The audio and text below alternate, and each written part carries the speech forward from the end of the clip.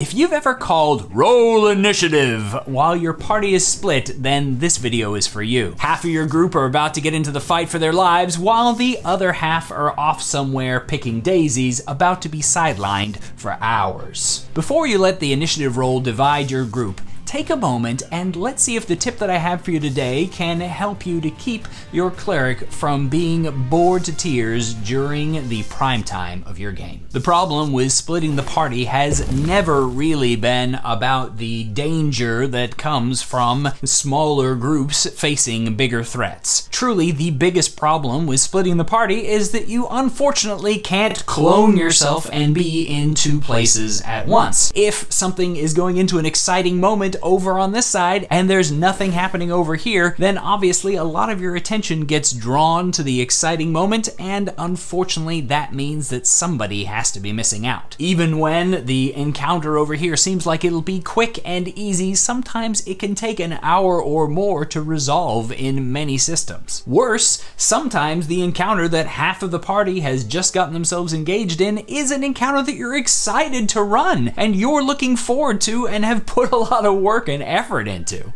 And sometimes, because the distance between these two groups doesn't seem that huge, we throw everybody into initiative and give them some sort of signal that the fight is on, even though perhaps they're going to be spending the next 3 rounds running towards the fight with absolutely nothing else to do. Essentially, they might as well have just been sitting there doing nothing if that's the only option that's available to them. The big tip is all about time management. And when I say time management, I'm not talking about making certain that you have your day scripted out really good, or even that you know from moment to moment what's going to happen in your game. What I'm talking about is how in Dungeons & Dragons, time and its passage very rarely matches what's happening in the real world. And you can use this fact to your advantage in order to keep your players engaged. If you have a split party and one portion of the group is about to enter initiative, consider pausing right there at that moment of tension and switching your focus to the other group. It's a natural cliffhanger, and you can even delegate the rolling of initiative and the recording of it to some of your players so that they have something to do while you're dealing with the other group. Meanwhile, with the other group, you work with them by either involving a complication or working towards a natural situation that is going to allow them to participate either in their scene or the other scene on a turn-by-turn basis. After all, if time is different in the different places, perhaps they're going to wrap up their shopping trip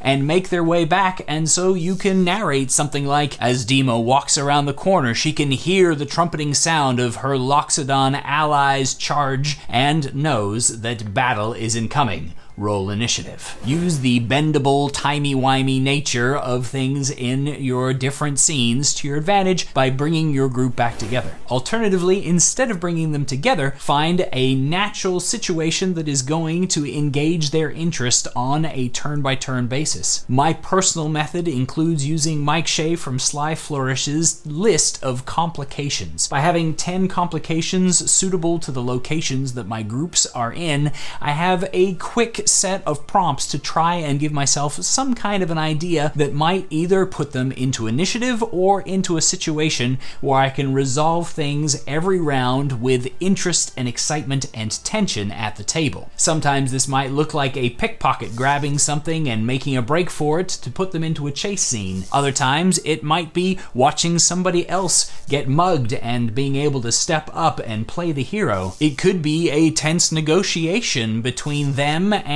the king that they were going to see in his court. Lots of different things can still be resolved on a turn-by-turn basis, and a way to manage that, even if it's not combat related, is to put all of your characters on the initiative so that you don't forget them in the fray. The danger, of course, of doing this is that when you cut to them, you're worrying about the tension bleeding out of the scene that you just left. One way to avoid that is to focus on when you cut away from any given scene. If you're not in an initiative round by round situation, but you are using the initiative system, use cliffhangers to keep all of your players eagerly awaiting their next turn. and to preserve the tension at each of those cutaways. By moving at a point of high tension from one scene to the next, you not only preserve a little bit of the tension for the scene that you are leaving, but you actually increase the tension of the other players who are waiting as they see the danger that is happening to their friends. You're artificially, in that way, restoring tension to the place that you had come from previously by cutting away at that precise moment. This helps to avoid the non-combat scene from dragging down the fun and excitement of a good old-fashioned D&D brawl.